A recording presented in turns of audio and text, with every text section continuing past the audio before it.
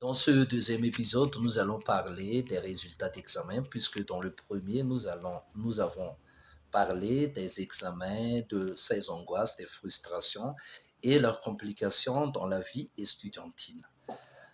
Si l'examen représente une peur peu plus pour les étudiants, l'annonce des résultats représente l'apogée de cette angoisse. Qui a su bien dormir la veille de l'annonce des résultats d'examen de baccalauréat? Il y en a même ceux qui pleuraient. Il y avait trop d'angoisse une semaine avant l'examen. Pourtant, ce sont fréquemment ceux qui auront de bonnes notes. Pourquoi toutes ces frustrations? Pourquoi tous ces problèmes? Car, premièrement, en cas d'échec, on se fera gronder par les parents qui vont toujours considérer que l'étudiant en question n'a pas totalement investi durant l'année scolaire qui a causé sa défaite. Deuxièmement, parfois, même si les étudiants ont un total de notes dans la moyenne, le rend compte beaucoup pour les parents, car ils vont dire pourquoi les autres ont réussi à acquérir les trois premiers, mais pourquoi toi tu n'es pas à la hauteur. Troisièmement, l'annonce des résultats se fera par ordre des mérites, en général. Les trois premiers auront un traitement de faveur. Les restes seront annoncés en les divisant par deux, ceux qui ont eu la moyenne et ceux qui n'ont pas eu la moyenne. Ceux qui n'ont pas eu la moyenne auront leur dose de sermon avant l'appel de leur nom.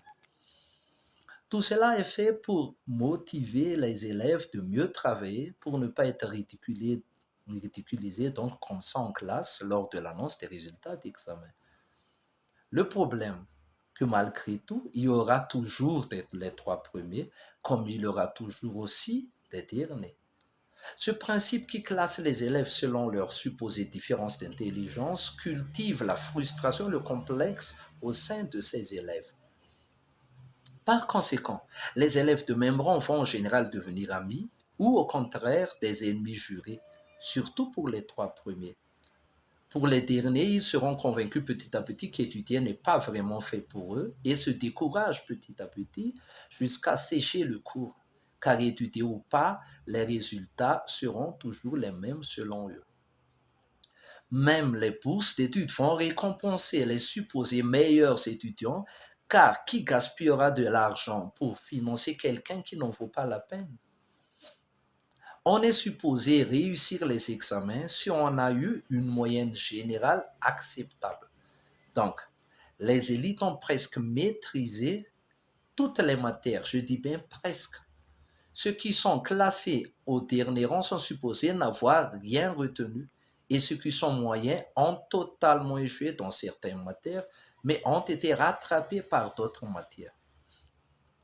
Donc, en conclusion, dans le système actuel, l'échec est associé à l'incompétence de l'étudiant. Pourtant, l'échec est la preuve de l'inadaptation de l'enseignement, tant du contenu, c'est-à-dire le programme, et tant du contenant ou la méthode d'enseignement. La comparaison de compétences entre étudiants importe beaucoup aux yeux de tout le monde. Pourtant, à mon humble avis, chacun de nous est meilleur dans son propre domaine de prédilection. Alors que cette comparaison va déteindre sur la vie scolaire de l'étudiant, à part les différences de classe sociale donc et raciale, cette comparaison de compétences vient encore envenimer les choses. Les meilleurs étudiants seront ceux qui ont eu presque la moyenne partout, alors qu'on sait que quelqu'un qui connaît tout ne maîtrise en fait rien.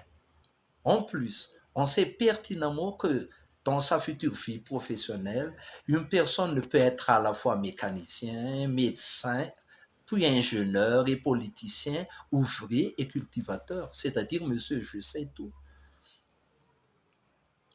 Comme solution dans le nouveau système, le terme échec même n'existera pas, car il sera évité à tout prix pour tout un chacun. Chaque personne sera adaptée à son propre programme et sa propre méthode. Chaque personne sera meilleure dans sa propre domaine et ne gâchera pas son temps à étudier quelque chose qu'il ne fera pas ultérieurement. Et enfin, comme les étudiants se spécialiseront très tôt dans leur vie estudiantine, puis se spécialiseront encore plus en avance de classe, il n'aura pas le de comparer chaque étudiant. Je vous remercie d'avoir suivi jusqu'à la fin ce deuxième épisode et je vous donne rendez-vous pour le troisième épisode. Merci.